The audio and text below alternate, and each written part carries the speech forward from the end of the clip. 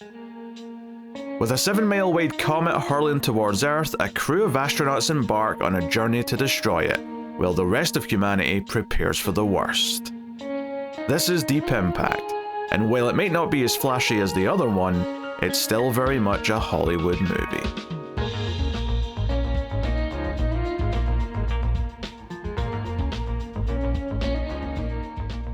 Welcome everyone to the Collector's Cut. I am Peter, and joining me as always is David. I know you're a reporter, but you used to be a person too, right? This is a movie podcast. We are working through a season of disaster movies, and even in this first half of the season, we're working through meteor and asteroid movies. Last week we did Meteor from 1979, and today we start the first of two 1998 movies, that being Deep Impact today. Obviously next week will be Armageddon, if that wasn't something you already were familiar with. But those of us who lived through the dual release of these two, which was only a year after the dual release of Dante's Peak and Volcano. It was a weird time frame for Hollywood pumping things out in twos between studios. But so Deep Impact's a movie about an asteroid which is going to hit the Earth, and we have an ensemble cast, of course. We have all the things going on you'd expect, plans to stop the asteroid, what to do if it will hit, if they can't stop it, so on and so forth. Now, we'll get into the specifics a bit more, I think, in spoilers, just because, you know, that's the broad strokes of it, but we'll go through maybe some of the major characters and stuff once we get to talking. But as always, we will start spoiler free. We'll give you a warning before we get into the spoilers, and of course, if you want to help us out, you can like, subscribe, all that stuff on YouTube. Helps out a bunch. And of course, you can support everything over at Patreon, patreon.com/MailFuzzTV, and I'll tell you more about that at the end of the episode and all the bonuses you'll get from it. But yeah, so this is very much a Hollywood movie, but I think because it's always put next to Armageddon, it feels like the more grounded of the two, because Armageddon is a Michael Bay film, and that means that it's whiz bang, you know. Now, I've not watched Armageddon in a long time either, and I hadn't seen this in maybe 20 years, maybe 15 years, you know, something like that. All right. But if I recall correctly, Armageddon starts with like a meteor shower that's like predating the main thing by a good number of months, just so we can have an action scene at the start where everyone gets scared, as opposed to the start of this movie where someone just notices something in a telescope and goes, "What's that? That's not usually there." So that point of comparison is very interesting to me, but that does not mean to say that I think the rest of this movie is like going for accuracy or is like super grounded in the strictest sense. No, I always hear the comparison made, and obviously this is going to come up down to each individual of how they feel, but the comparison made is Michael Bay is obviously the, as you said, whiz-bang, flashier one, the action one. This is I'm going to say the emotional one. This is the sad one. This is the one that like focuses on how does this impact your regular Joe and your other person, rather than cowboys in space. There is definitely a lot of a sentimental sort of piano theme that plays throughout this. It's always a little hopeful. It's this hopeful little theme that plays all the time in this movie. That was the entire third act that song is playing, and I was trying to figure out, is this inspirational or is it depressing? And I really cannot place it. I think it's inspirational on its own. In a vacuum, it's absolutely inspirational. Now, how it's been used, we can maybe debate a little bit. So yeah, we'll get into it. I assumed you'd seen this before as well. Yes. You were saying 15, 20 years ago. I must have watched it within the past 5. I've definitely seen this one a lot more recently. I have not seen Armageddon in a long time, though, which just goes to show, like, memory-wise, which one I consider to be superior there. But I definitely am familiar with this one. That's not to say there aren't a couple of plot beats that snuck by me. I didn't, go into this remembering every single little thing, but I had the broad strokes down. Bizarrely, the thing that I always remember about this movie, and it's such a stupid little detail, is right at the start, when we go to the observatory and there's this guy checking out like what he's seen on the telescope and he's putting some stuff out of the computer, is just how hungry he always makes me and how much I always want a pizza, because he's eating this like perfectly floppy pizza, and it's like the sound effects of him just going now. It just is like, oh, I want pizza now. Like, so I ate before I watched this intentionally because I knew I was going to be hungry after that scene if I didn't.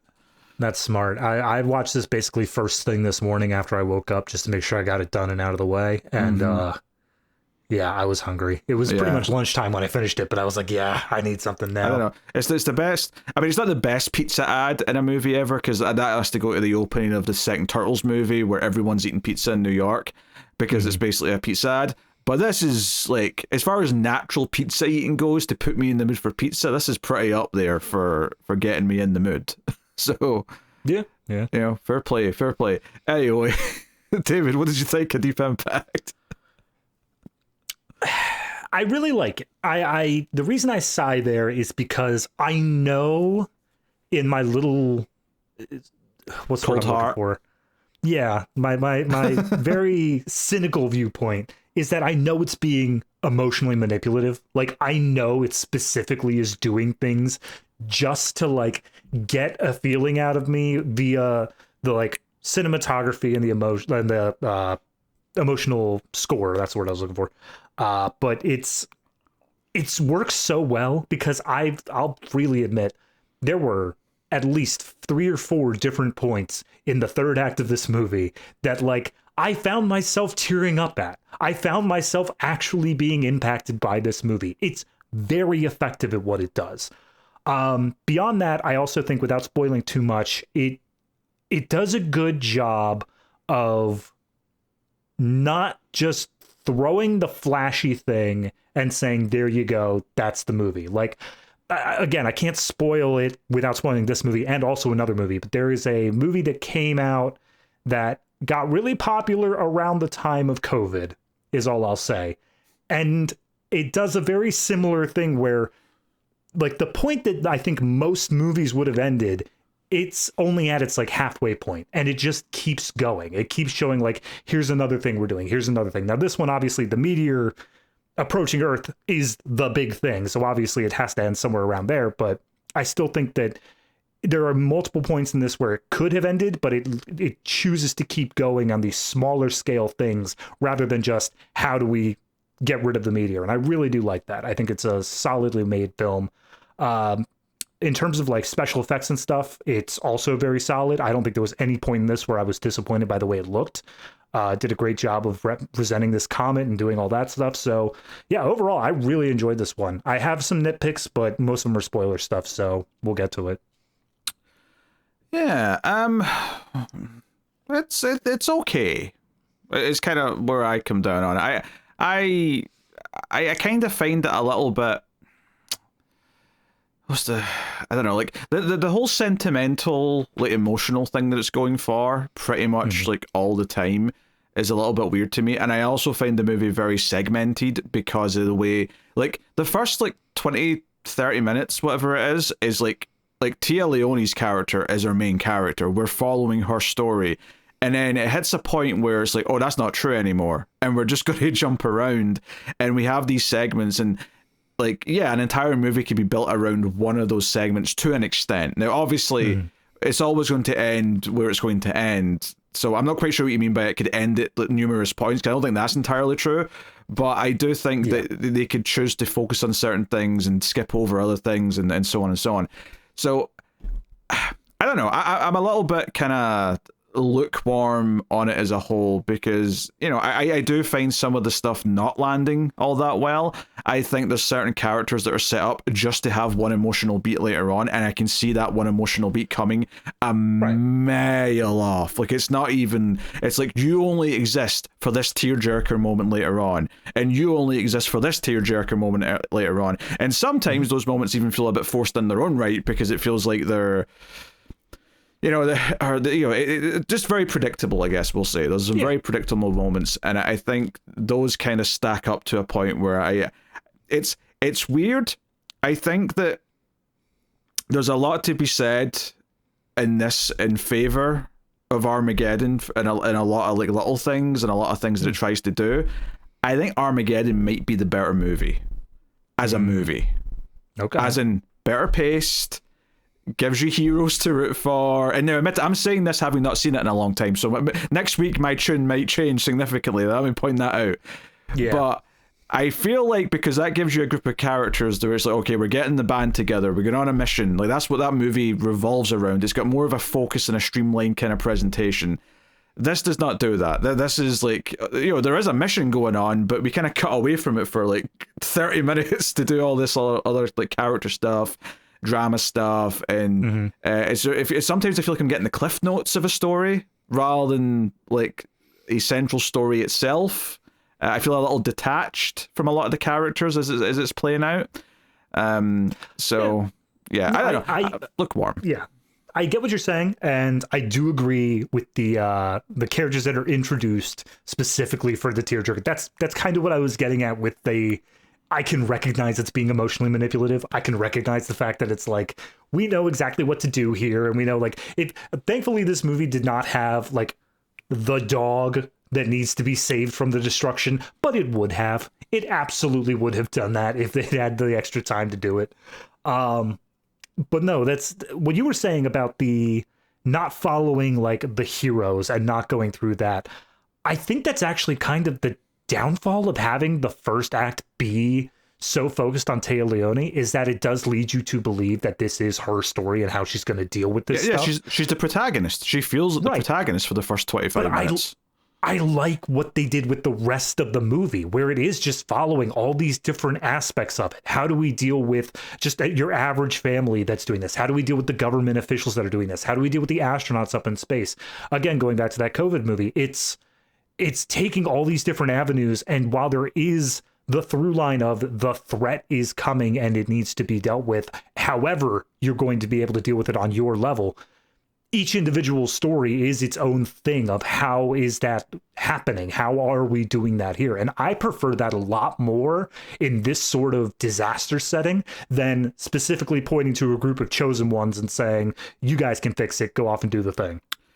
Oh, I'm not saying that's inherently better. I'm saying that in this comparison of the two, I think it works better than this does. Partially because this does sort of like change its mind after 25 minutes. It becomes kind of a very different structure. So the structure feels a lot more all over the place to me in this, which makes the pacing feel weird. I think if you're going to jump around the characters that it does, it should be doing that from the get-go.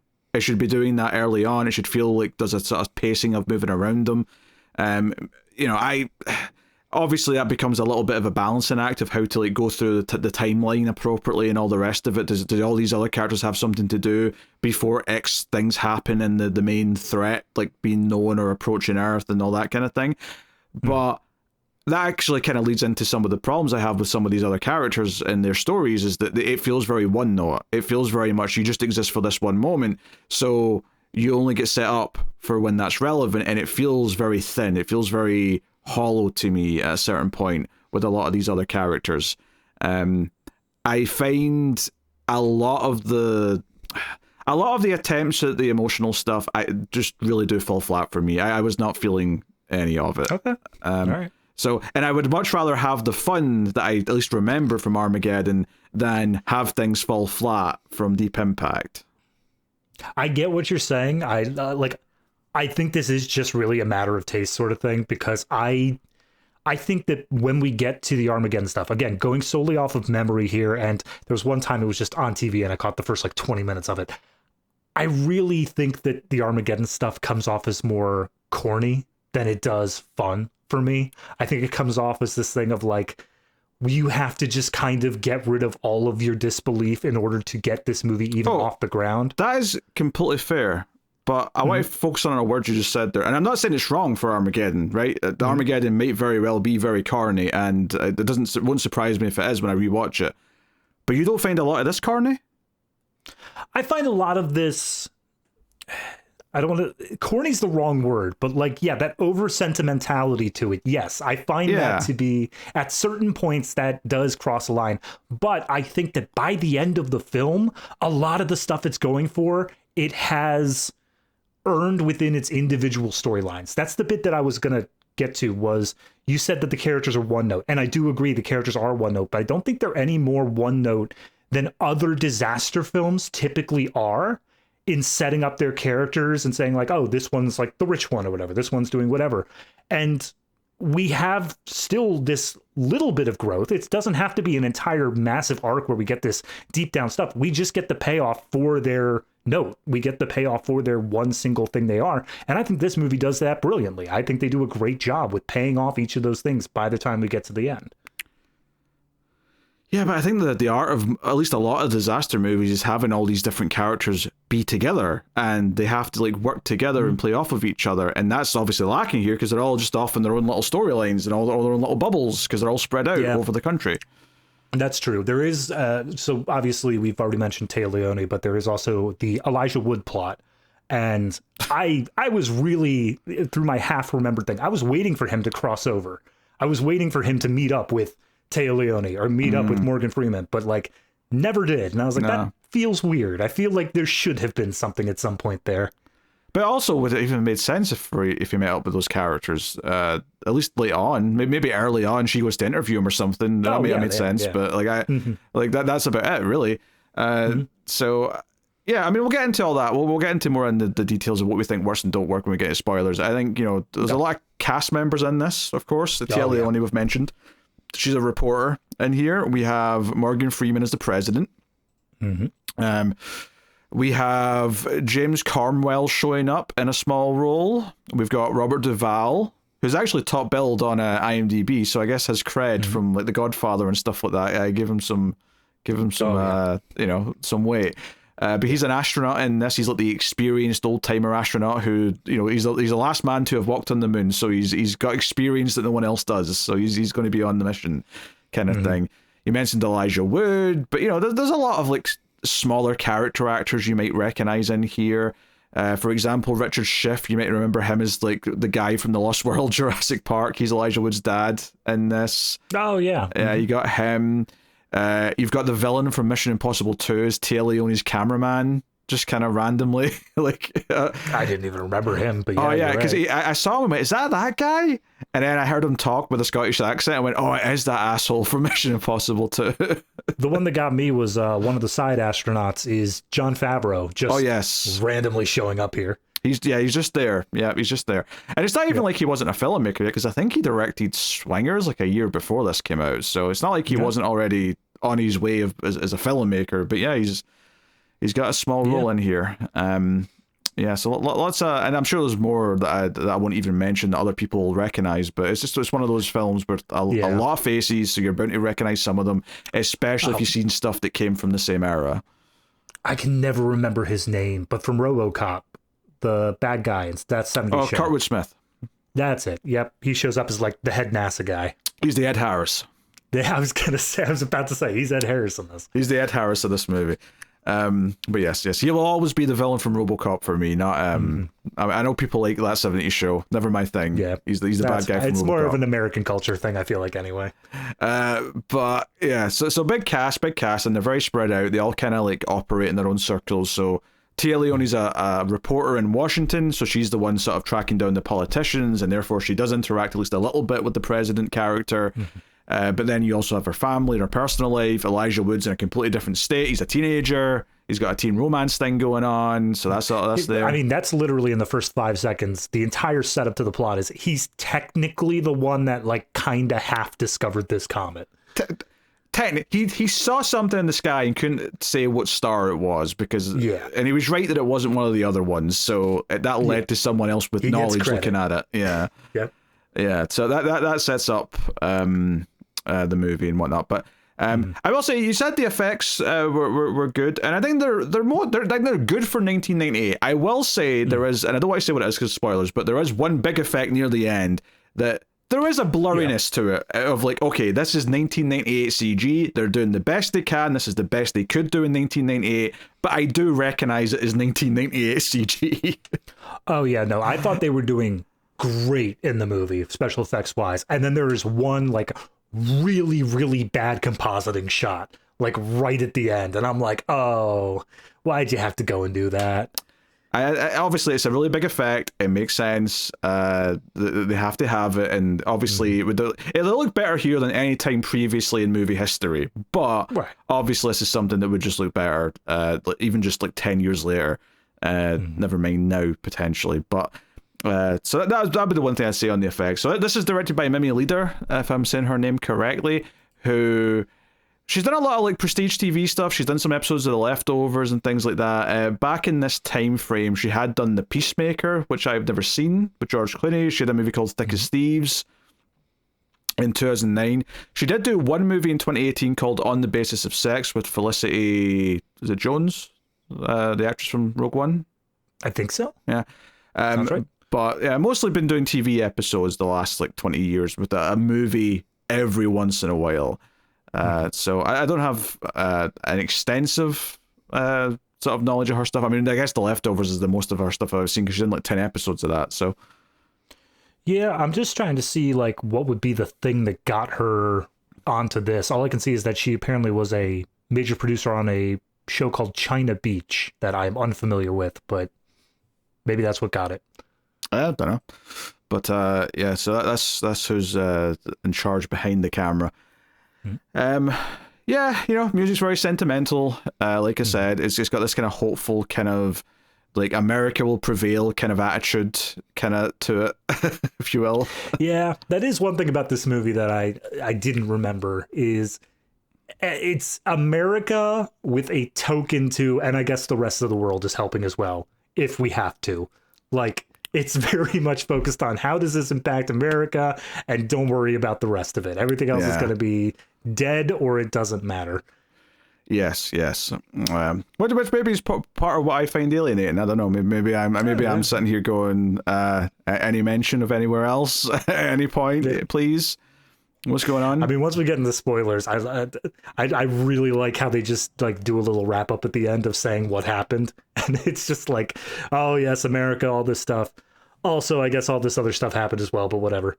I guess the big thing that I would say that I'd forgotten about this movie, and it kind of related to that first like 20-30 minutes, is how it does this thing where we follow Tia Leoni's character as a reporter, and she's investigating something just kind of random. It's just something that's not really, I mean, it does kind of have a tie to what's going on eventually, but it's not something like part of me, it's the equivalent of investigating a parking ticket and stumbling on Watergate. Like, yes. It's entirely separate. Yeah, but it's so wild though, because it's like 20 minutes and you sort of realize like where it's going at a certain point. You're like, oh, okay, this is how it ties into what the premise of the movie is. But it's so wild because it's like, it's almost, obviously Armageddon's the opposite end of the spectrum, where literally there's an action meteor scene to kick things off, but this is like so far removed from that, where it's like, oh, we're going to have like characters not even know about what's going on for 20 minutes while we sort of tease things. And but that's also partly why like it feels like she is the main character, because it doesn't matter that we're not involved in that plot yet, because it's like, okay, we care so much about this character that we're going to follow her before she's even a part of that plot, kind of thing. Right. You know? Right. So it sets up expectations. I will say yes. If in terms of runtime, in terms of how much time we spend with her, it does feel like they're setting her up for main character. But there is that little sequence beforehand of Elijah Wood and I know all that stuff. They do the little tease at the start, sure, but like you know, we spend so much time with her on mostly unrelated things for a certain amount of time that it's kind of wild how she fades into the background by and large for the rest of the movie. That's the thing, is I think it's less about spending time with her. It's more about how her plot transitions, where the first half, where we're really getting set up and building the story, is she is deeply ingratiated with the whole political side and the news side and all that stuff. And then the back half is almost exclusively, well, how's your family doing? Well, your parents got divorced. How's that going for you? Yeah. So there's definitely a transition there, and I think that's a thing. But we should probably go into spoilers soon, just so we can talk a bit more freely, because there's a lot where we're kind of dancing around here. So we'll say spoilers and we'll get into it. So this is Deep Impact. Many of you have probably seen this before, but just in case, warning from here on out. So, right. The big thing, of course, that we're kind of talking around is that the meteor or the asteroid, whatever the correct terminology is here, the comet. I was going to say, I think it's a comet. They say comet in the movie, but I mean, I don't know. They all feel mostly interchangeable. The difference is, I believe, I could be wrong about this, a comet is primarily made up of ice and has like a recurring elliptical orbit, whereas a meteor and stuff is primarily made up of rock. Okay, good to know. And they do say this is made of ice. They do say that at one point, I'm sure. So, fair enough. I've learned something. Nice. So, there's a whole big mission to blow it up. Astronauts go up in a ship. They're going to do this whole thing. This is kind of right in the middle-ish of the movie. But of course, it doesn't go deep enough, and it breaks it up. It just breaks it into two parts. One sort of smaller part, which is still pretty big, and then the really big part, which is like, Extinction level of big. So... I love how, like, obviously we're only halfway through the movie. It couldn't have worked. But, like, I love how absolutely they got it wrong. Like, it's not even a thing where it's like, well, good news, we cut it in half, so therefore the smaller one will miss us and we're left with, like, this thing where humanity might be able to survive. It's like, no, we have two of them and both of them will kill us all. Yeah, well, it's a little bit cynical because it's like, okay, well, obviously the little one's going to hit, which it does, because it can give us a big effect sequence and a big action scene, but the big one, which would kill everything, is going to be averted because that's, the happy ending is that the big one doesn't hit, even though millions of people across the coastline of two sides of the planet are dead. So, it's a little bit of a cynical thing, but that's kind of what we're talking around. And we're talking about the big effect. It looks a bit wonky. I'm talking about the tidal wave. Like, it's a bit soft looking. Yeah. It has that kind of blurry look to the water that, that's what obviously they didn't have water down back in like 2000 even. I don't think they had it down as recently as like 2010, 2015. It's more recent than that. So to say that this tidal effect looked blurry, yes. But I also think that the scenes are built around that. It's never something where like they're specifically showing the water motion itself. It's always the crash of the wave, which is basically just a cement block hitting them, and then they go out to a wide shot for the fluid actually moving through. Yeah, that's why to mention it, because it is the one notable thing where I went, this is the one part of the movie where I'm seeing its age in terms of effects. Obviously, it's very set in 1998, of course. Although, to be honest, the neighborhood that Elijah Wood lives on, when we see it, it almost felt like it was like the 60s for like a minute. And I'm like, is there a weird, like, sort of like retro future time thing going on here? And it isn't, but it just felt like that for a little minute. Yeah, no, some neighborhoods were just built in the 60s. It's just how it is. It was that. It was the way they were dressed, the way like, the neighbors, like, and all the other kids came around to like see them after the news was on. It felt very 60s to me, that scene, but. Well, I feel like that's intentional from the viewpoint of like Téa Leoni. She's in the city. She's getting her hands dirty. She represents like the working woman and like the how are they dealing with all this stuff. And then this is supposed to represent the small town America. He's supposed to absolutely be like, how is your average American who's just been thrust into this situation dealing with this? Yes, the average American who discovered it. Yes. Look, we couldn't just pick a random American. He had to get involved somehow. Yes. So, the movie opens, as we said, with him. He's on like a science trip with his class, and he's flirting with his love interest, Sarah. They're looking through the telescope, and he spots something that's not there. And the teacher's like, oh, yeah, I don't know what that is. You want to take a photo of it, and we'll send it to the observatory, and they can have a look at it. Not knowing that it's set in the series, of course. They're just like, hey, we found something cool. We get credited. Who knows? But of course, our pizza-eating man, he's putting it in, and he's like, oh, this is interesting. And then he like does a bit quick little computer calculation, and it's like, oh, it's going to pass through this trajectory within like a certain range, and he's like, oh shit me. And then he tries to go in the instant chat, and it's like server down, and he's like, no, server can't be down. So he puts it on a floppy disk. Now I'm going to have to put this on a floppy disk and drive it to where I need to go. And he's so like reckless when he's driving. And it's not all entirely his fault. There's a truck driver that's oncoming that's also having his own issues. But, it's like he's treating this like... You would think the asteroid or the comet is going to hit in the morning the way he's driving. Like he's driving like, oh no, the clock's on. It's ticking now. We have to get going. Honestly, just I don't want to get, we've already said we're doing Armageddon next week, but yes. I don't want to get too much into it. That's how I remember that movie opening, is a whole bunch of meteors are like hitting the city. Like it immediately begins with that. And I'm like, I like this one opening where it's like, yeah, of course we saw it beforehand. How did we not catch this before it's already hitting the planet? Yes. So he crashes and dies, and it skips a year later. And because I didn't really remember like how it progressed, I was like, oh, is someone going to have to rediscover this like a year later or something, you know? Yeah. I found that to be a little bit of a weird point in the movie where they cut to a year later and, you know, they specifically show life is continuing as normal. Nobody seems to know about it. And then later on, they specifically show the government did know about it. They've been prepping and all this stuff. But then they specifically say, like, oh, no, we learned about it from that guy with the floppy disk. Like, we investigated the crash and we got it and we knew about it from him. And it's like, why did we have him die then? Why did we let that happen? I don't understand why that needed to be a thing. It's like, this is almost the equivalent of them having their meteor shower at the start. Is we need an action sequence, so it's going to be him crashing his car. So the subwoofer can erupt when the explosion happens, so the audience feels awake. But there's no, like, do you really think this guy wouldn't have helped keep it a secret? I'm sure he'd understand when the government says, hey, we need to keep this quiet so everyone doesn't panic immediately.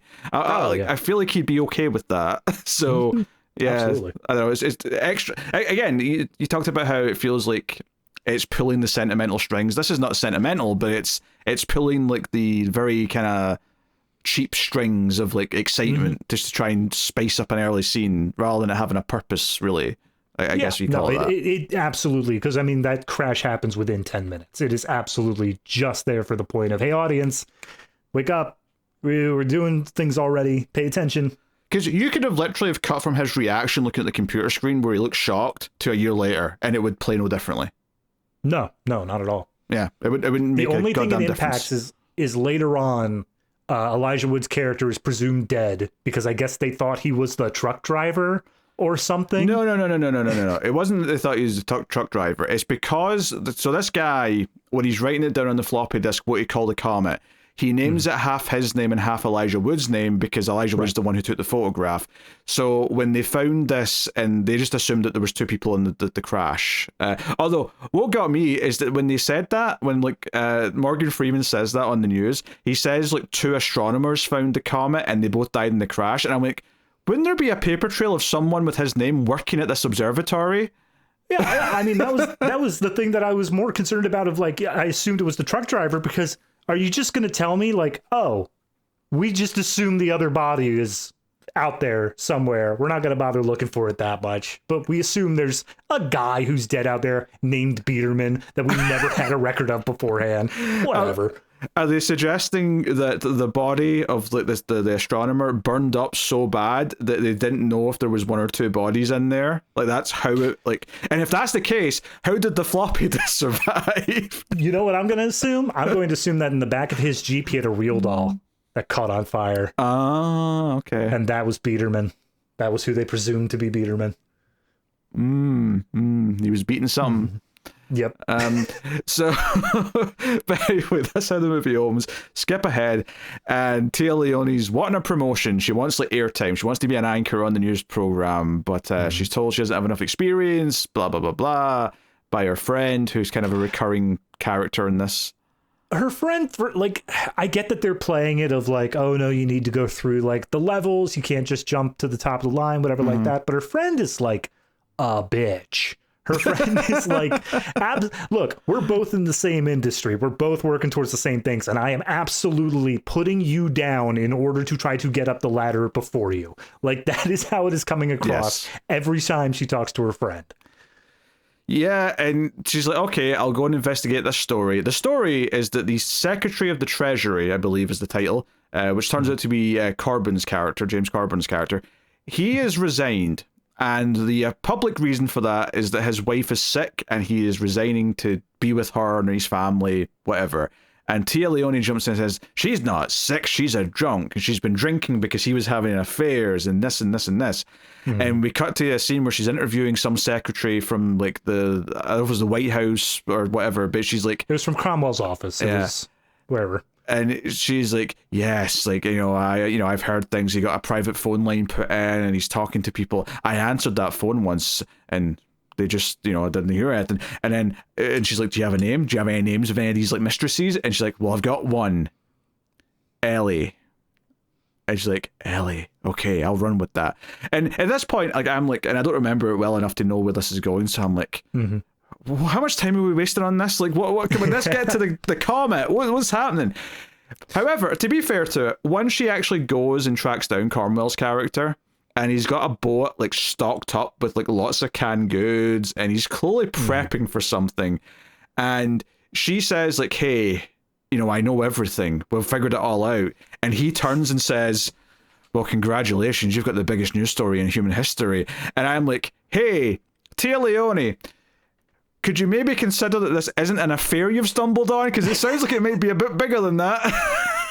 Well, that's what I absolutely love, because this is a romantic comedy subplot. Like, this is the thing where like two characters are talking about totally different things, and yet the things they're saying make sense to each other, whatever it is they're talking about. So he's saying like, look, I just want to be with my wife and child, and like I hope that you would understand, like, for the sake of the nation, that you should keep this secret. And she's like, okay, all right, sure, whatever. You don't want to comment, whatever. But then she goes back into her car and she's just talking into a tape recorder, and it's just like, maybe, just maybe, this isn't about him having an affair, because why would that be the biggest news story ever?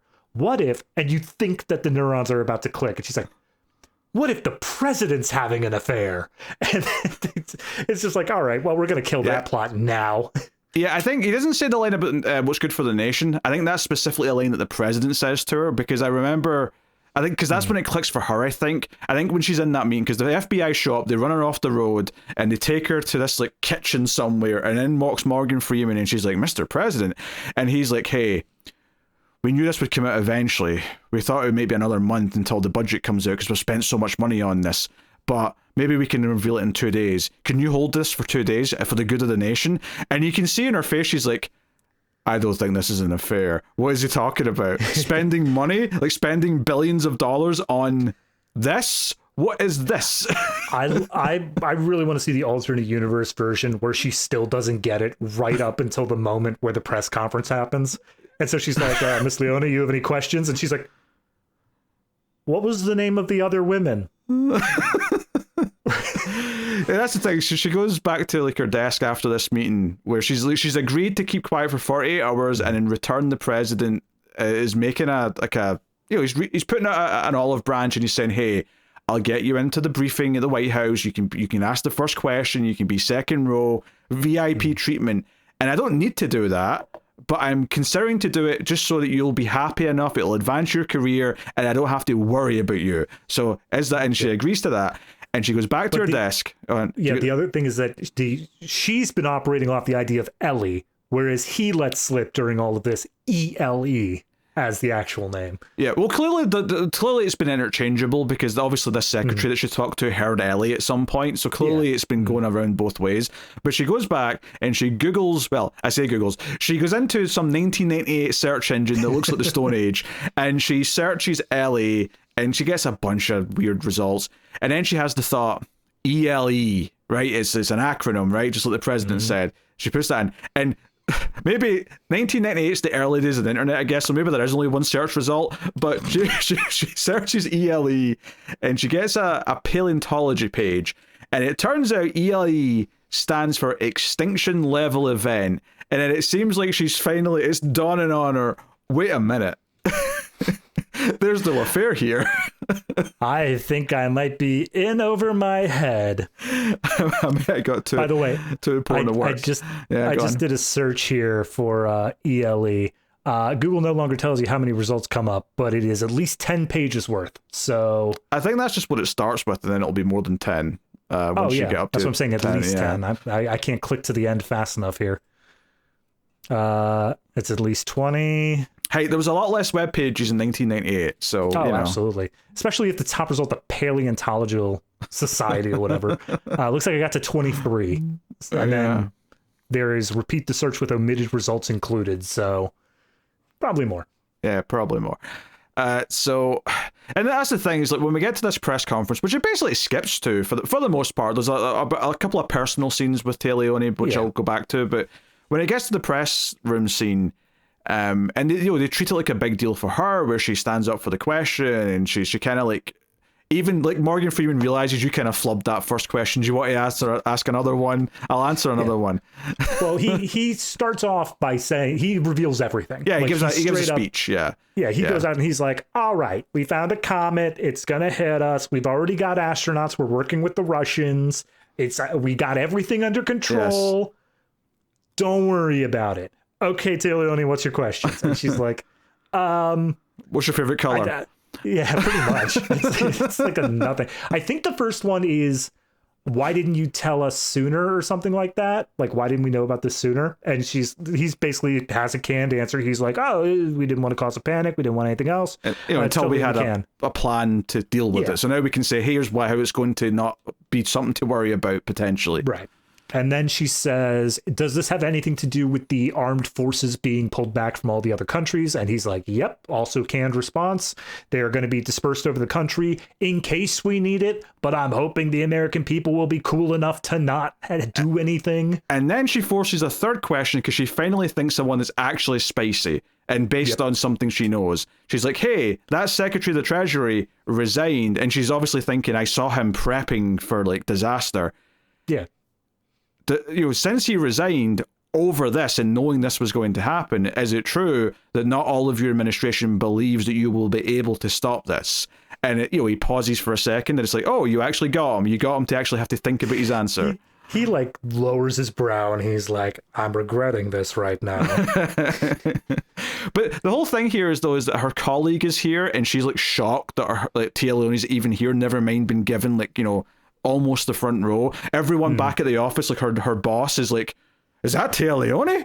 Did I send her there? What is happening here? Everyone's like freaking. And again, it still makes her feel like she's the main character because everything here is about how she's been catapulted up. And when she gets back to the office after this, he's like, oh, by the way, you're the anchor now. Like, you could have had that job before, but don't ever hold a story back from me ever again. And I was like, okay. And that's basically it. Her job really does not matter for the rest of the movie once that's capped off. Like, we see her do it. We see her be the one who presents the news stories to the public, but there's not a story behind it anymore. She's just there now. No, the only thing that it does is because she found it out ever so slightly earlier than everyone else, and because she, I guess, talked to the president, when it comes out later, when things start getting a little bit more dire, she's on the short list. She manages to make it into basically the ARC situation. Yes. The one scene we did gloss over with her, though, is that she goes to see, both of her parents separately. There's one scene where she goes to her mum, who is complaining and making fun of the fact that her ex-husband is marrying a woman who's basically the same age as Tia Leoni. She's 2 years older than her. So she's clearly miserable about that, and she's got masking it and she's smiling, but she's upset by it and feels, alone or whatever. And then after Tia Leoni's done her web searching and she's kind of she's kind of figured it out. There's something big's happening. That's I'm gonna die. Like, this is just gonna happen. She goes to meet her dad and her new stepmom, I guess, for dinner, and she's obviously just thinking about the other thing the whole time and downing booze. And her dad's trying to make peace with her, and she's like, I'm just not doing this. I'm not accepting your earrings. I need to go. Oh, yeah. It's the same sort of comedy beat that it was with the Treasury guy, where it's like she's downing drinks and she's non-responsive to them, and they're like, look, we know you're upset about your new stepmom's age, but come on, meet us halfway here. And she's like, no, I don't hate my stepmom, but I am not, life's short, I'm out. Yeah, the one meaningful thing she says here, she turns to him and says, hey, mom's scared and alone, you should really go and obviously she's saying this under this knowledge of, oh, we are probably all going to die in the next year or so. So, you should just go make amends with mom and enjoy your last, months together or something, rather than chasing this new young romance or whatever you've got going. But she can't say any of this yet, so she obviously doesn't say all that. She just says, go be with mom. And he's like, I just got married. What are you talking about? I've moved on. I know she can't say anything. I know she probably doesn't want to touch that and put an edge on it, but I would be in her position, unable to stop myself from saying, in 48 hours, you're going to see why I'm so messed up tonight. So all this set up to her and her extended family life, setting up the parents and what her relationship is with both of them. and the idea of this all being about her trying to advance her career. Now, it's not all for nothing. Obviously, some of this family stuff does come up at different points later in the movie, but the job stuff, like once she's got her promotion, like that's just kind of it. Like that plot's over, and she's just there now, and that's just it. So, but from that point on, though, once we've had the speech to the public and we're talking about the space mission, then we start jumping around. We see Elijah Wood, hear his name on TV. And like, I'm not dead. Yeah, that's immediately. It's just like, well, yes, we have the Wolf Biederman thing, and immediately, like, his family's like, oh, hey, is that the thing that you discovered? And Elijah Wood realizes it. He's like, oh, that's totally the thing that I discovered. Why is he saying I'm dead? And then all the neighbors come over to visit, and they're like, hey, you're not dead. That's neat. And like, I love this tiny little moment where all the neighbors come over, and it feels like they don't completely comprehend the threat right now, or they like all believe that the president is saying that they're safe, and they are safe, because all they care is like, congratulations, you discovered this comet. Isn't that neat? Yeah, even there's a speech in front of an audience at his school, in which the only memorable question,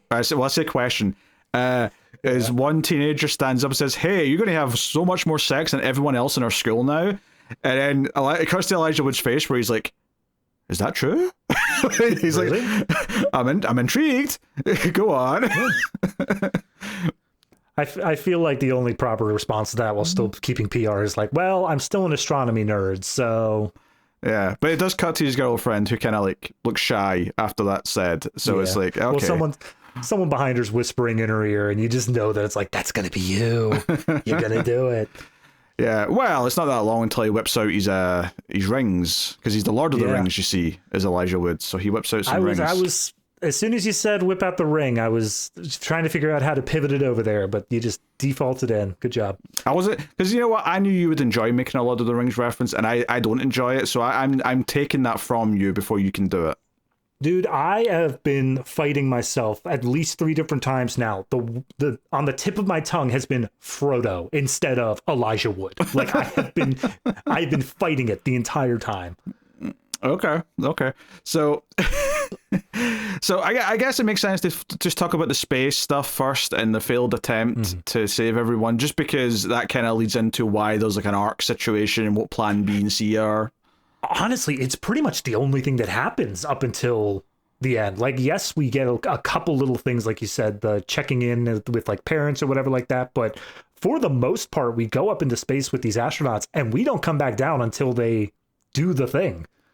Yeah. At this point in the movie, but like, even like afterwards, once we're jumping around everyone, it feels like, there's not like a central branch to focus on anymore. Like, it kind of pivots, it kind of flays out a little bit too much, and I think that's maybe part of what I find a little unsatisfying compared to like how focused it felt early on. But they have their whole mission. They try and like set up some drama here that all the younger astronauts like see Robert Duvall's character is like, oh, he's the old timer who's not trained with us, so why is he coming on this mission? And he's like, hey, I'm coming because I have the experience that none of you have. I'm just here to, help and offer my wisdom, blah, blah, blah. You guys did this on a flight simulator. That's not the same as space. Yeah. But I honestly, this fell flat for me. Like, all this attempt. Because even once they're in space, I never really felt like there was much of a conflict between him and the rest, or like them having to trust him, or anything like that. He makes one decision that arguably saves some lives, but it's not even like they fight him on it that much to make it feel like, his wisdom came in and saved the day. That was like because he knows what he's doing. That Yeah. So I don't know. No, they do a little bit at the beginning where they show like they're all drinking together at the bar, and then he's separate out, and then he comes over to them. I think all of their misgivings, everything should have been wrapped up in that scene. They should have done something where they show like, yeah, no, we're just not sure about you because you didn't train with us. And he says something, does something to gain their trust. And from that point on, we just run with the mission. Having it be this lingering thing felt weird. Yeah, because I don't know if it ever... I guess the closest it got to feeling like there was a resolution to it is like after they've already done the mission and it's failed and some of them have got injured, and there's a whole scene where he reads Moby Dick, I think it is, to the guy who's injured, and it feels like that feels like a bonding moment, and it's the closest I think we get to him really hitting it off with one of them. But I don't need, that's the thing, is like that moment can work without having them not like him. You can still have the bonding moment. You don't need to have that other underlying level of they have to learn to trust. No, I agree. So, they go up. It does kind of speed run this a little bit to where, months past, they're already like approaching the comet. The one big plot point they really set up and emphasize on the way is that because the way this comet spins, they can't work on it when the sun's hitting it. They have to be on the dark side because it is too hot. It sets off all these hot pockets that are all blasting on the surface. It's super warm because there's no atmosphere. So they only have like a 7-hour window, because when they land, it's only 7 hours until the part they're on is going to turn to face the sun.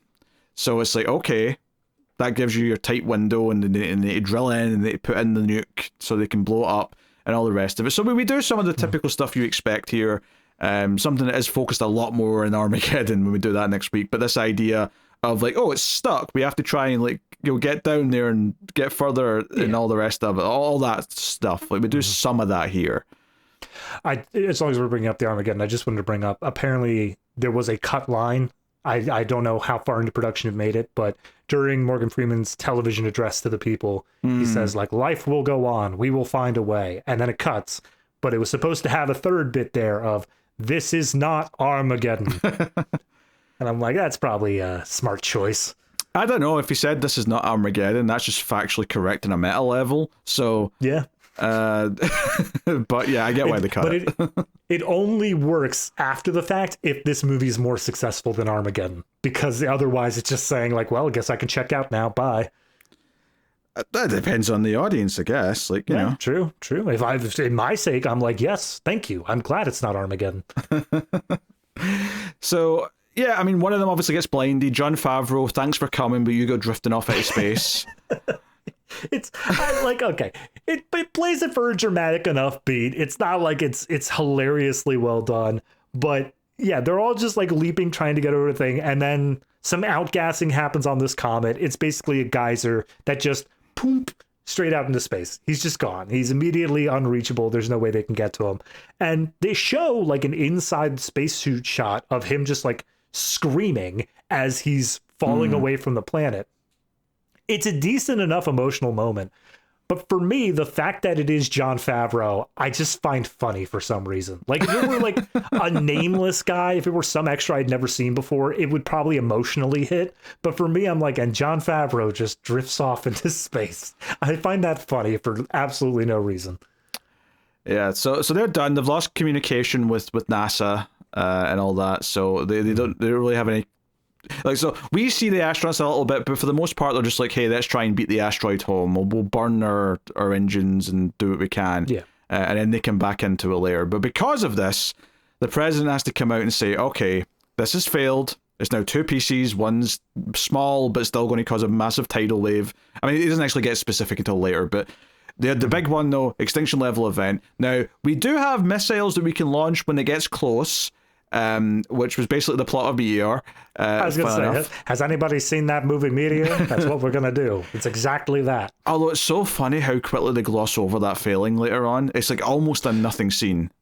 Oh, I love that cut. I think that cut's great because it's the idea we're about to run into the third act. We don't need a whole action scene here. And it just really drives home the futility of it, where they're like, okay, we'll find out soon if it worked or not. And it just cuts to Morgan Freeman just looking defeated at his desk, like, whoops.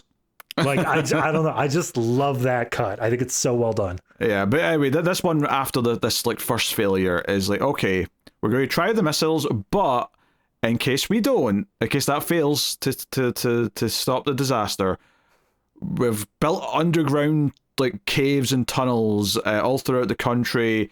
We can take 1 million people, 200,000 of which have been pre-selected. 800,000 will be like a lottery based on your social security numbers, and you'll be informed by this date, blah, blah, blah, blah, blah. And it just sort of sets up what the back chunk of the movie on Earth is going to be.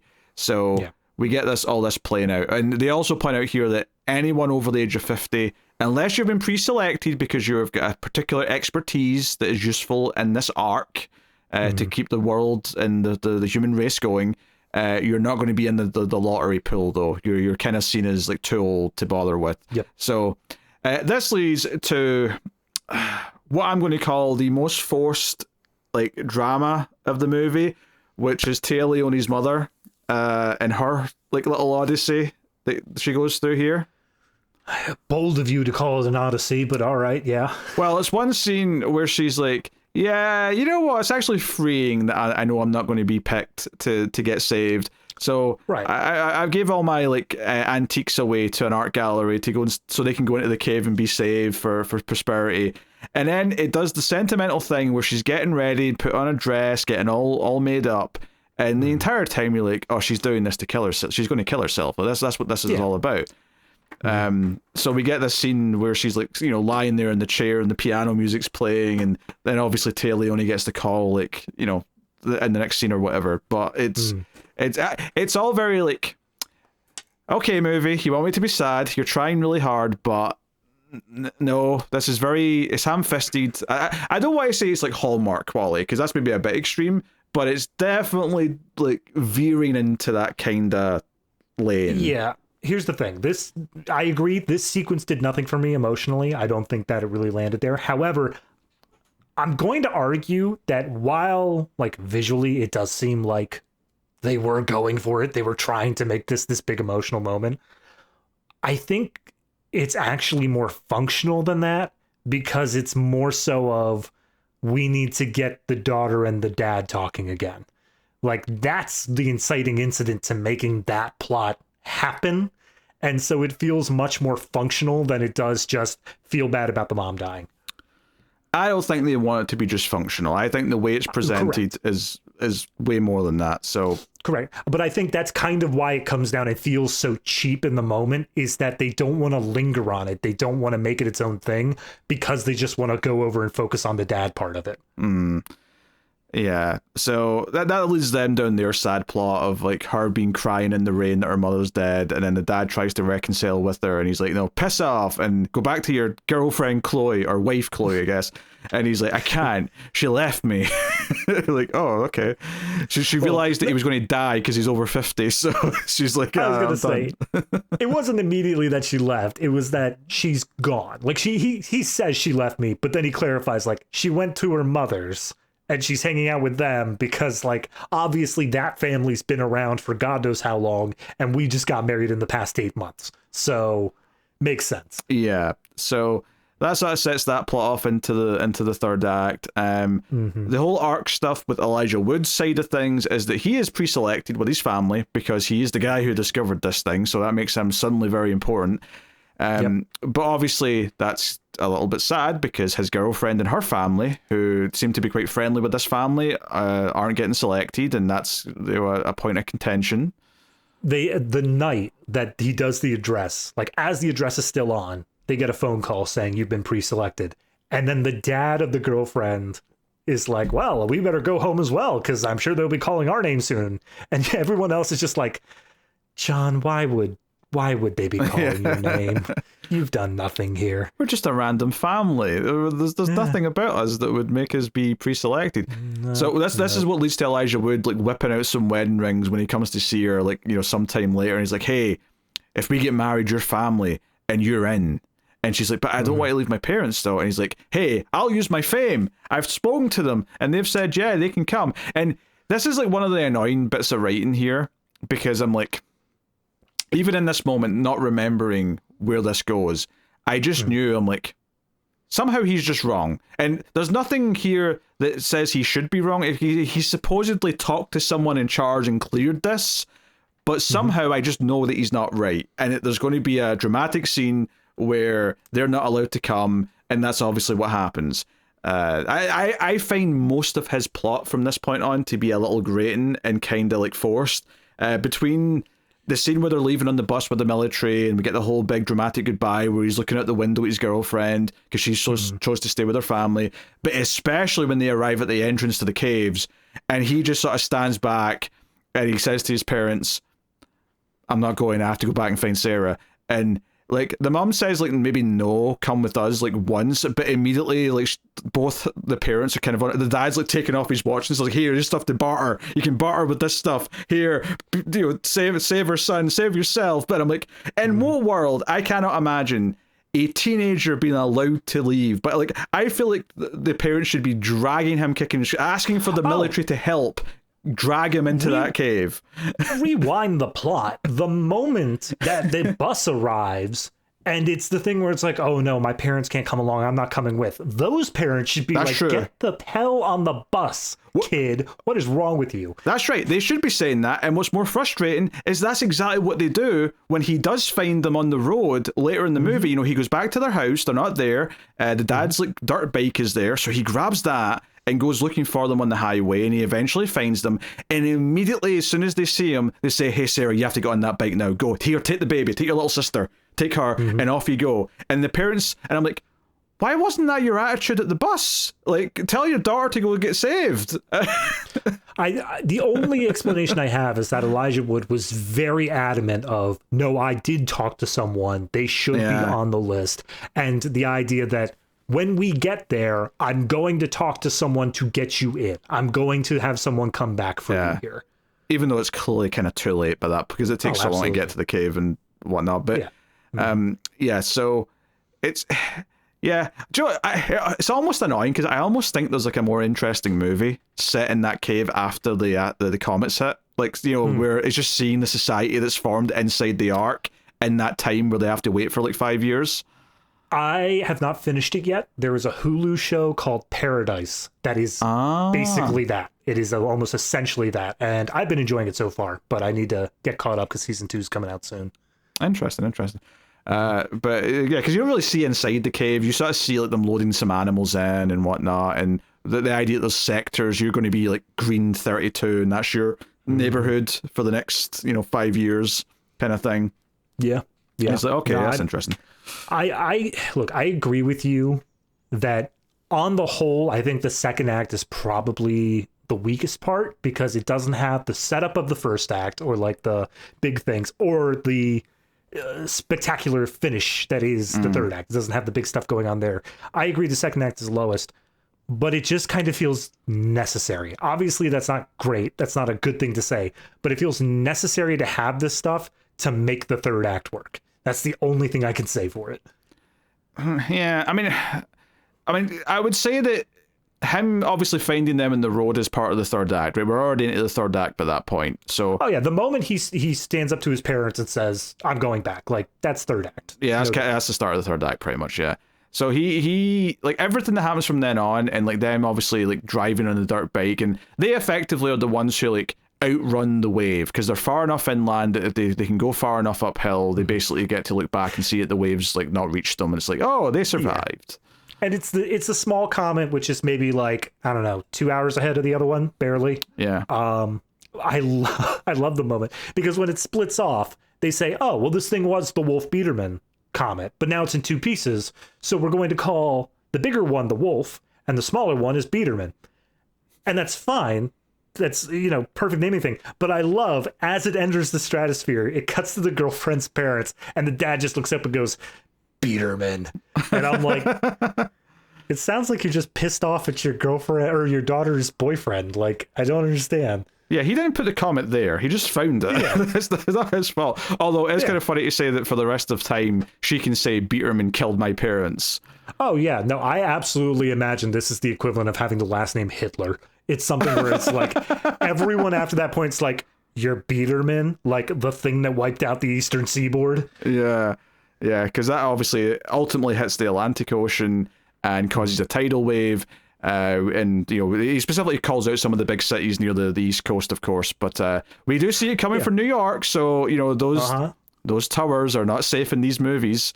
However, somebody in the trivia on IMDb pointed out that is like that angle that it's coming in from is technically if you were coming from the West, like from Jersey.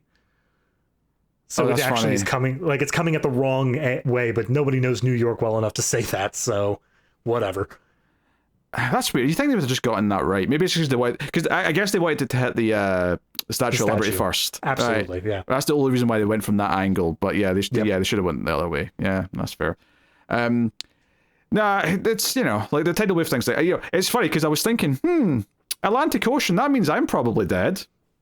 Right. That's the thing. Is we hit the end of the movie and they explicitly say like, well, the waves came inland, they went as far as Ohio and all that stuff, but we managed to rebuild. And then like offhandedly off on the side, he's like, yeah, and I guess Europe and Africa are probably screwed too, but like, don't worry about them.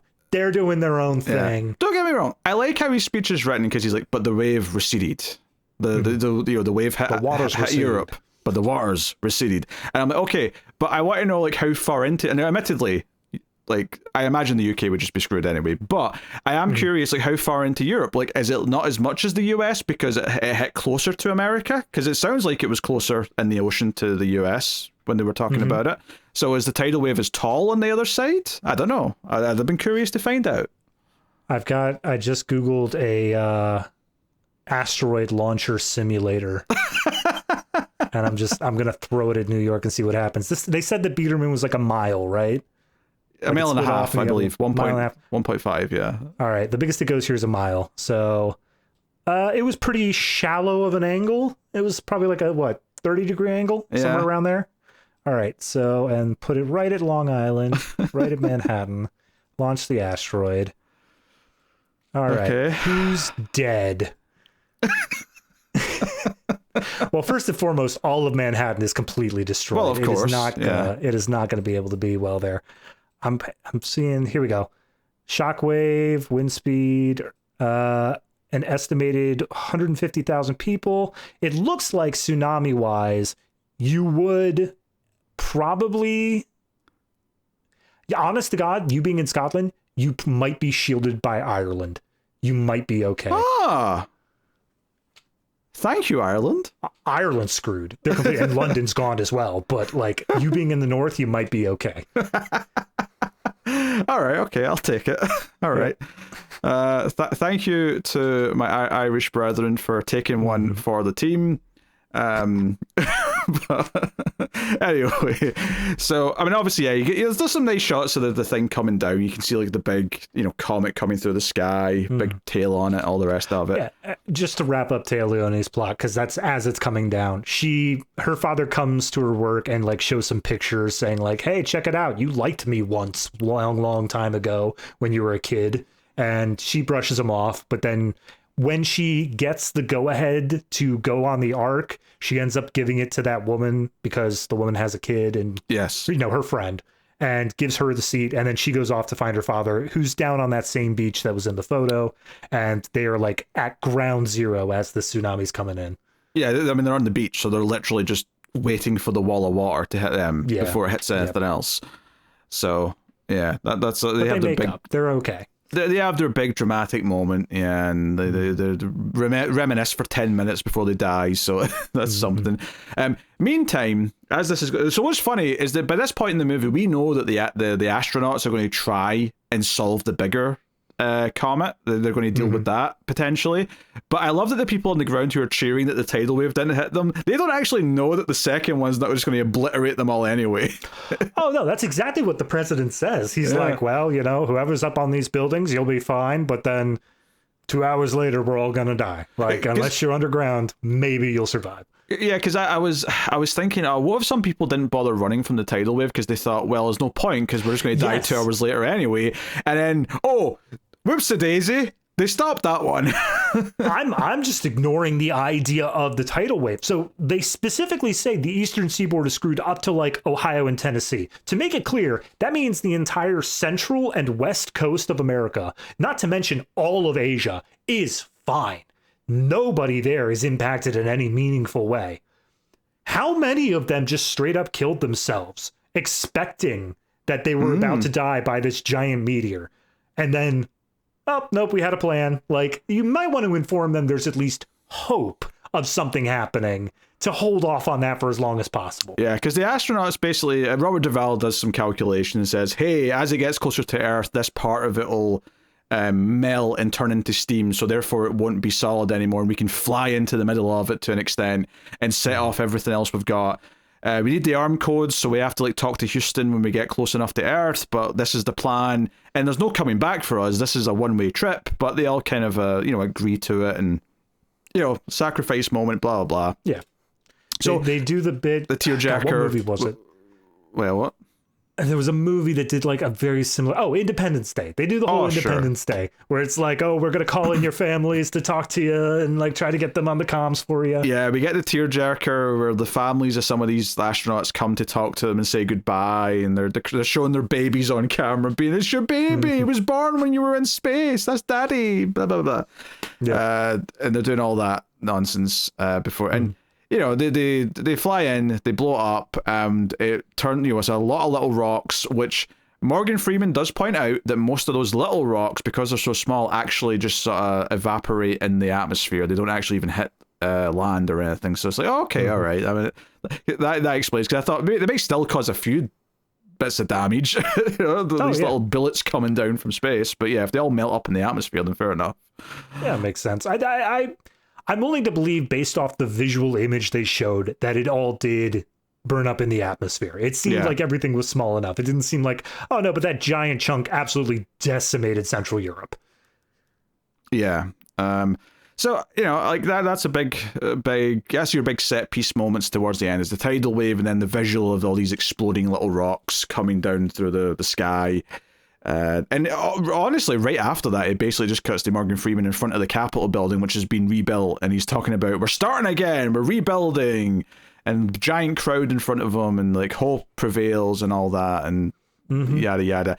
Notably, they never actually mention the death toll, which presumably is in the millions, because God, I mean, I've got here still that asteroid thing here, so. In the crater itself, you got 2.5 million people. From the fireball, another 14 million people. From the shockwave, another 7 million people. From the winds that would come out of it, another 7 million people. And then from the earthquake that would result, another 150,000. And then that doesn't say anything about the tsunami that would go up and down the coast everywhere. Yeah. Asia's just chilling during all this, though. Yeah, you're talking about the Ark Society, like underneath the ground, and how I would love to see the fallout of this, where Asia becomes the new world superpower, because they were just not affected by this at all, and what kind of like economic changes that would happen for Japan's like ironic, because Japan's always getting the earthquakes and the tsunamis. Like for them, this is like weird flip of everything. Turns out that the asteroid hitting the Earth actually also hits one of their fault lines. Like it causes it to shift, and both sides are now screwed. I go back to what I said early on, where there's like a weird feeling of like cliff notes to this. Even though it's trying to be emotional constantly, it's doing it in these really, really like surface level ways of like, oh, the son deciding to go back and leaving his parents, the father-daughter relationship and all the rest of it. It's doing all these things that are very, very kind of cliched, basically, as they are. So it feels like a very Cliff Notes thing to me, because it's jumping around these characters, and I just don't feel the sense of like building to a finish in the same way that I think most movies do to some extent. Well, yeah, I mean, I agree. I think that it is a little bit more Cliff Notesy, but that building to a finish, I think that's kind of what I like about it, is it doesn't feel like this inevitability that the world is going to be saved. It doesn't feel like this inevitability that the characters we care about are going to survive. I mean, Taya Leoni, who is theoretically the main character of this movie, as we said at the beginning, straight up dies. Like, she is just killed. She does not get that saving grace. I like the idea that we can go into this and not know for a fact that everything is going to be okay in the end, and not have this thing where there's always going to be the hero moment that saves the day at the last second.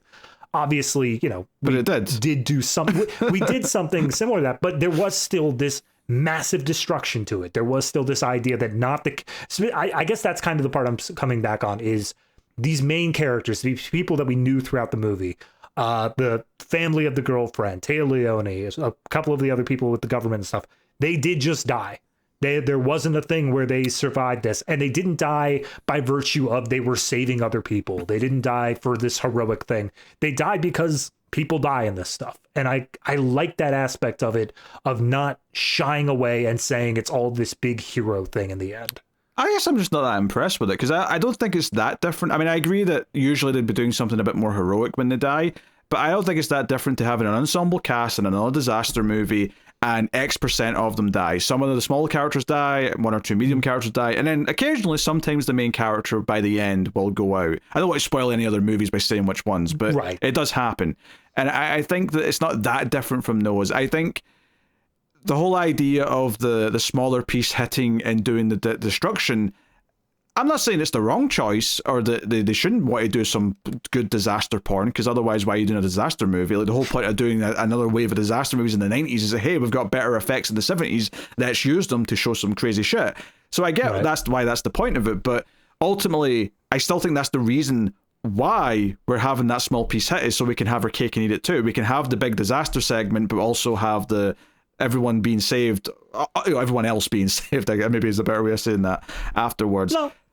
No, I agree, but I don't know. I guess I like, obviously it's not super hyper realistic. It's not like this thing where it's doing whatever, but I like the small steps they take towards the realism, where they still are playing the game with the audience of, well, okay, let's assume that second one does hit. What's the fallout? We're going to have this arc. We're going to have this lottery. How would your normal people react? How would they react in their last moments? What would be the sort of things they do? Would they try to run? Would they face their death? I like those smaller moments where we're getting these tiny little character developments. We're getting to see how these people act in these extreme situations. And even if the final note is the same final note as a bunch of other things, it still plays differently because it doesn't come down in the same way. It's done through this lens of, let's assume the worst, and then how do we get there, instead of let's assume a heroic moment at the end, which I think, some movies do it better, some movies don't, but a lot of these movies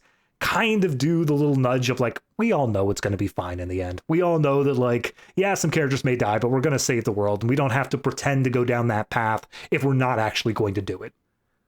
Yeah, I guess I just don't agree that I necessarily felt that they weren't going to save the day at the end in this one. Nothing about it necessarily made me feel that way. I would also say that I like the idea of having the perspective of the average person, or even the perspective of a reporter during all this. I think they're both ideas. I think it's just stuck to one of them, though. I think for me, we get so many of these movies where it follows the people who are trying to solve the crisis, meaning the military, the government, whoever, the heroes, if you want to call them that. I like the idea of, just following like one family, and they're kind of in the same way that some like Signs follows an alien invasion from just one family's perspective, and you don't get all the details because it's just whatever they see in TV. It's just whatever they know is what we know. Like, do that with this. Like, just follow the one family, show like what they hear from the news and things like that, but just have it all from their perspective. Or alternatively, give us the newsroom style like movie with Tia Leoni being the one investigating it and like having to break all this news to people and giving it all from that perspective. I think trying to do a little bit of all these things is where I think all of them end up not being as good as they could be, because they're all kind of shortchanged by having to share all the screen time with each other. I agree. I do want to pose a hypothetical to you here. Going back to the beginning of the movie, what if there was a setup that instead of Elijah Wood being the oldest and having a younger sister and these parents being whatever, say that Téa Leoni's family is the family and Elijah Wood is like the youngest brother of Téa Leoni. Like, maybe age him up a tiny little bit or age down Téa Leoni, but make it so that collectively they are all part of one family. All the plot follows stuff to do with this one family, where he discovers it, she, through maybe slightly different plot lines, finds out about this stuff a little bit early before she's supposed to and gets tied into it. All the plots basically play out the same, but it is just one family. That's contrived. I don't like it. All right, fair enough. I just wonder if that would fix any of the issues or anything like that to you. Well, no, because it would still be split up all amongst these different characters in the same way, Okay. It was because even then you still be splitting their time with the time of the astronauts and the people trying to solve it. I think, in the same way that sometimes you just focus on the astronauts in space and never see on Earth. I think for this we should have never seen them on the the ship. That should have been something that's happening in the background we never see. At the very least, if you take that part out of the movie and make it unique in that sense, and then it's literally the inverse of Armageddon, where we're following it from the people on Earth, and we don't see what they're doing on the comet. That could have been interesting. Obviously, they didn't know when they were pitching it. We're trying to like do the inverse of another movie that doesn't quite exist yet, but you get what I'm saying. Like that could be the unique selling point. But it's kind of still trying to dip its toes in both by having all the comet stuff, but it feels really shortchanged because it is just one chunk of the movie as opposed to being what it focuses on. So no, that's fair. I come back to time and time again this idea that it's dipping its toes in too many ideas, too many ways of telling the story, and none of them succeed as well as they could as a result. So they all kind of come off feeling just okay. And that's ultimately how I feel about the movie. It's not a terrible movie. It's perfectly reasonable to watch. There's a lot of good actors in it, by and large. But yeah, just.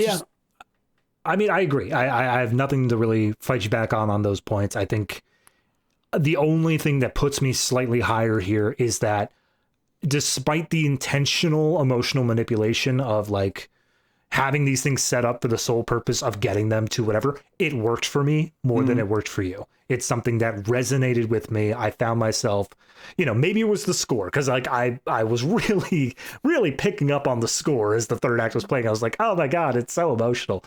But whatever it was, it worked for me. It got me to a point where I was feeling things for these characters. And, that's obviously the intention they were going for. So I can't fault it in that point. And I found that third act hit a lot harder for me than I think it hit for you. And that made it work more for me. It made it pull more out as I was getting to the end. It's not going to say it fixed the second act. It didn't fix any of the like Cliff Notes things, as you were saying there. I do recognize that as an issue, but it left me with an emotional impact that was a bit deep. A deep impact, you would say. I did not have a deep impact from this movie. I had a very shallow skip across the pond, maybe. Yeah. You would say. That's fair. David, what are you rating Deep Impact out of 10? Well, look, we talked about it. We went through all the flaws, and I agree with you on a lot of stuff. I'm sure I'm going to be over you, but like, I still really I came out of this feeling something. And that's more than I could say for Meteor. That's more than I could say for most of the Christmas films we did, if I'm being honest. This is something that like actually had emotional resonating moments that really landed with me. Obviously it was manipulative, but it worked. So I'm going to say this one's going to get a strong 7.5 from me.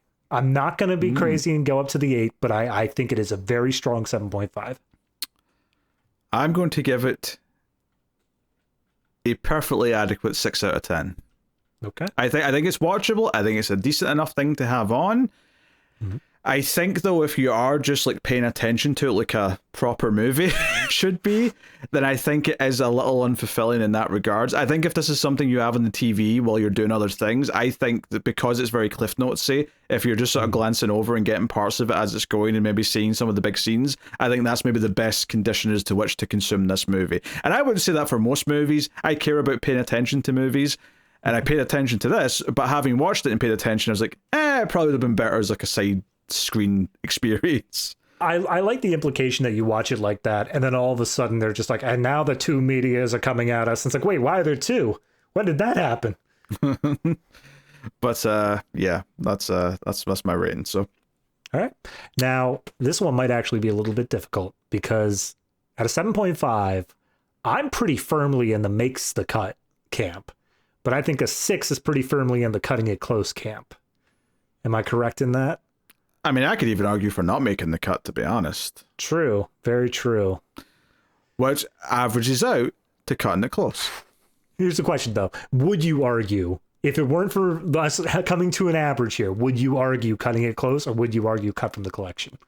I would definitely lean more towards cut from the collection, because I don't necessarily think a 6 out of 10. I know it's in that middle range of numbers. I don't think that necessarily correlates to the scale of making the cut. I don't think something that's just decent is necessarily worth having per se. No, that's fair. That's fair. Typically, looking back, once you hit a 6, you are in cut from the collection, so that's fair. I just thought maybe this one was an exception. But no, yeah, I'd say if we can come to an agreement on cutting it close, just knowing that you're below that and I'm above that. Yes. Yes. Right. Okay, well, that's that. Obviously, we already said next time is going to be Armageddon, as expected, to sort of round out this little trio of going into space to stop something. But then after that, we'll be going the other direction to save Earth. That's a hint. All right, so that's a hint. So yes, obviously come back for that next week, Armageddon, and we'll see how we feel about the Bayhem, as the kids call it on the interwebs. Do they, or are you just trying to make a thing happen? No, I've heard people say Bayhem, but I realized how goofy that sounded, so I said interwebs is also an outdated thing people never say anymore, just to make it sort of fit together. You're on fleek there. You got Riz. I don't know what fleek means. I've never heard that in my life. Same. I think it was like 3 generations of memes ago. Okay. I've lost something. Fair enough. So yeah, obviously check out the Atomic Serum Experiment, our sci-fi movie podcast that me and David also do. We just did Tarantula. We did the obviously the new Avatar movie just a couple of weeks ago. Gravity was a recent one as well, if you want to get more space talk. So lots going on over there. There's also a horror movie podcast that I do with Tim. We just got done doing a bunch of Christmas horror movies and some other stuff, but yeah, check out the stuff. Of course, you can support the show and help keep it all coming by going to patreon.com/MailFuzzTV or YouTube membership, and you get access to the ratings rundown segments. There's little exclusive extra bits for the reviews where we rate, the visuals, the sound, the acting, that kind of thing. The main thing we do, though, is once a month we do a show called Extra Reels, where we review some of the worst things ever made. And recently we did a Karate Christmas Miracle. We've done Amazon Prime's War of the Worlds. We've done several Neil Breen films at this point. So if that sounds like a fun time hearing us lose our minds, then you can check that out as well. But that is the show. Thank you very much for joining us, everyone. We do appreciate it. Keep watching movies. And if you can get it, it's always nice to have diplomatic immunity.